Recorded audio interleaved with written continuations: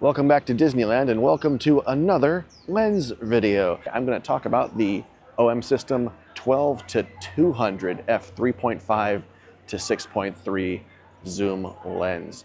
It has an enormous zoom range, has a decently usable aperture range. It's weather sealed. It's just a great all-around lens. It's reasonably sized to fit on a camera like the OM1. It's even reasonably priced. It's about $900. I think this lens is kind of overlooked especially in the online community when people are asking about what lens should I get for travel, what lens should I use for this, what lens should I get for that, but I never see this one recommended, and I wonder if it's because it doesn't say Pro on the lens. It doesn't have that Pro build quality, it doesn't have that fast constant aperture, it doesn't even have a constant f4, it's a 3.5 to a 6.3 on the long end, and a lot of people think that's too dark. I'm going to show you today that it's not the big deal that a lot of people make it out to be. If I'm gonna come here with my family or my friends and I just wanna bring one lens and not have to worry about changing lenses, this thing is great. And so to prove that, it is 11 o'clock now. So from now until I leave the park, I'm just gonna use this one lens. This is gonna be the one lens I brought with me. And I'm gonna see if I can show you that this lens can do almost everything except dark rides. So this is gonna be a fun one. Let's go. First thing I want to cover is the zoom range, because that's, I think, the most valuable thing about this lens. It is a 12 to 200 millimeter lens on a micro 4/3 body. That means if you convert that to the field of view you'd probably see on a 35 millimeter full frame body, you're talking about a 24 to 400 millimeter zoom in a lens that's this big that costs $900. I mean, that's pretty hard to beat. So I'm over here on Tom Sawyer's Island and I can shoot all the way across the water and get a nice, tight, close crop of the logs coming down the flume on Tiana's Bayou Adventure all the way from across the water. It's a really cool perspective, and so you can get some really neat lineups and some really cool angles with a lens this long. So if the 200 millimeters of reach is this lens's biggest selling point, then I would have to say the f6.3 aperture at that 200 millimeter range is probably its biggest drawback. So let's talk about it. In the daytime, outdoors, it's not an issue. The ISOs on modern cameras are so clean, it's just not an issue. And so to prove that, I'm gonna jump onto the Jungle Cruise. There's some shade, some open shade. It's overcast today. There shouldn't be too many harsh shadows. I'm going to lock my shutter speed at a 500th of a second. That way I'm gonna be sure to get nice crisp shots with no motion blur in them. And we're gonna use all the zoom range from 12 millimeters all the way out to 200. And we're gonna see what kind of ISO values we get. So looking back at some of these images, yeah, the ISO got a little high. It got up to 5,000 or so. There were a few even where I saw an ISO in the 12,000 range, but because they were taken in outdoor open sunlight, there's really not an issue with it. Here's another example. I was in Animal Kingdom right after I bought this lens. I went to the Festival of the Lion King show, and this is a shot that I took with this lens at full zoom at 200 millimeters at f6.3 on my old EM1X. That body is like 6 or 7 years old now, I think. So this is an old camera, completely maxed out on a non-pro lens that's completely maxed out. And this image looks great. Like, ISO is just not something you need to worry about in 2025 or going forward, unless you have a lot of really extreme situations that you're shooting in.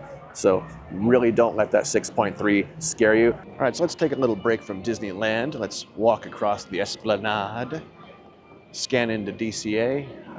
It's noon, it's about time for a beverage and something to eat. And we'll talk about some of the other things this lens can do. Well, I think the first thing I should cover while I'm here is related to the f6.3 aperture issue. Let's talk about depth of field. If you're shooting a super zoom lens at f6.3 on a micro 4/3 camera, depth of field is probably not your primary concern if you want that shallow, creamy bokeh that you see in portraits. But let's see if we can get some. Let's see what this lens can do, because it has a lot of reach.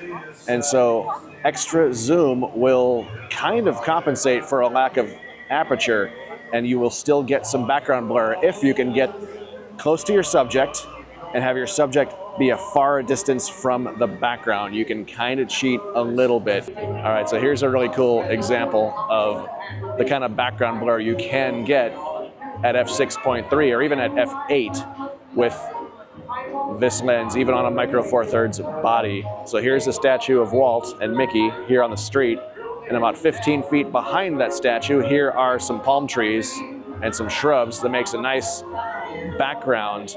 And so I zoomed all the way into 200 millimeters. I stood in the street and I framed up the shot so that Walt's face was pretty much filling the frame. And you can see in the background that you can't see any detail. It looks pretty damn good for f6.3 on a micro four thirds body. So you don't need f2.8, you don't need fast portrait primes to get that blurry background if you have enough zoom and you know how to use it. So now let's talk about the wide end and the close focusing and some of the other more normal uses for this lens. It goes to 12 millimeters wide, that's its widest setting. And at 12 millimeters you get an aperture of f3.5, which is plenty bright for everything you're gonna wanna use it for. And it focuses relatively close. It focuses at 0.72 feet. If you don't wanna do the math, that's about 8.6 something inches. And so having a lens that wide that can focus that close, if you want to do food photography, or if you're the type of person who takes pictures and posts all your food that you eat, so this lens will also do that. So here's a picture of the little brisket slider and snickerdoodle flavored beer that I had for lunch. So the lens is plenty sharp and it can focus nice and close. So you can do a lot of detail work if you were so inclined. Not sure if that's really pertinent to a lot of things I do for theme park photography, but it is a thing the lens can do. Lenses like this, what I call the super zoom, the one lens to do everything from ultra wide to super telephoto. You know, in the early 2000s, those lenses were really, really big. They were really, really expensive. They were really, really slow to focus, and they were just kind of not a good value proposition at the time. But now things have changed. These things have gotten more affordable, they've gotten smaller, more compact, they focus faster, they have higher optical quality.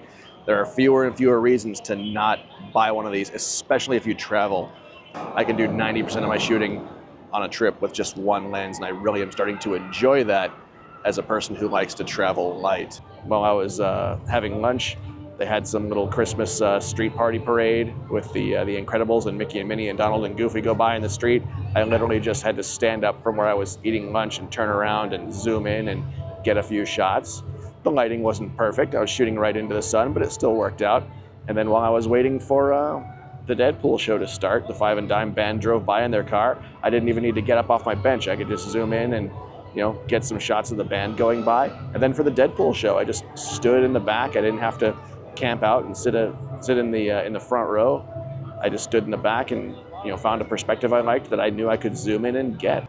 So this lens is also wide enough and can focus close enough that you can use it to vlog with. I'm actually talking to you now on the OM system camera. It doesn't have as good of a low light mode as the DJI does, so I got to kind of walk over here to where there's some ambient light to light myself up, but it does work. It doesn't work very well, and I can't stop myself from staring at the little screen on the side. But if you really wanted to do hybrid style content creation with just one camera, you could.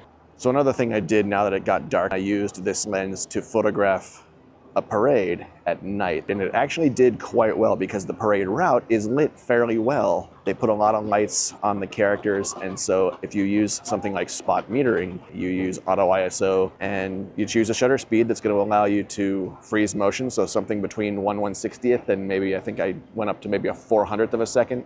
Most of the images came out at ISO 25,000, so it's not ideal, but if it is all you have, you can make it work.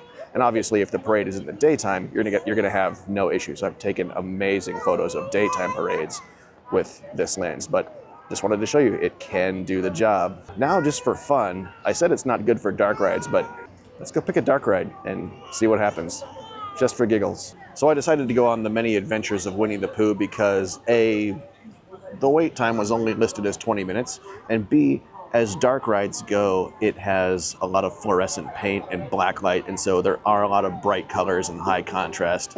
I think there might actually be enough light for the lens to work, and I was actually quite surprised that I got as many quality images as I did.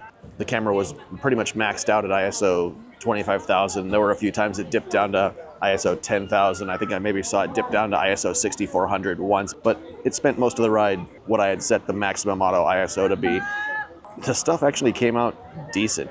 It's not awesome, but it's way better than I expected. So yeah, surprised. You can even use this on a couple of dark rides. I want to give you an idea of how usable the wide angle end of the range is for creating images. So we're going to start over here in Galaxy's Edge. All right, so my first attempt at kind of a wide angle shot, and I went with a long exposure shot to make things extra challenging. I wanted to get this kind of archway where you enter the marketplace, so I propped the camera up on a trash can. I jammed my my DJI microphone under the lens to give me the height that I needed, set the self timer, set it for a 30-second exposure, and this is what I got. Blurred out all the people who are kind of walking through the scene, so it looks like a kind of a mostly empty scene, even though it's 7:30 at night and this place is packed. So first test, success. That's a reasonably wide angle lens. You can do some decent work with it. So this spot here by the Millennium Falcon is just too huge of a scene. There's just so much stuff from left to right that a 12mm lens just can't get it all in the frame. All right, it's after midnight, the park is closed, they're kicking us out, and if I wanted to stay, all my batteries for my cameras are dead anyway, so I couldn't stay any longer if I wanted to. Hopefully you enjoyed today's video. Hopefully I was able to convey how much I really like this lens and how much I think more people should give lenses like this a try.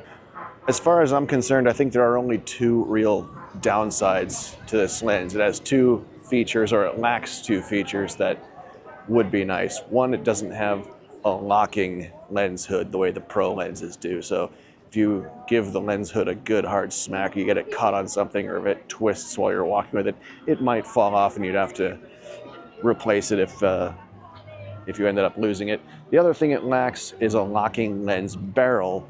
So what'll happen is, if you're carrying it on a sling the way I do, after you walk for a while, you'll reach down and you'll realize that it has grown and extended itself on its own, which it's a minor annoyance.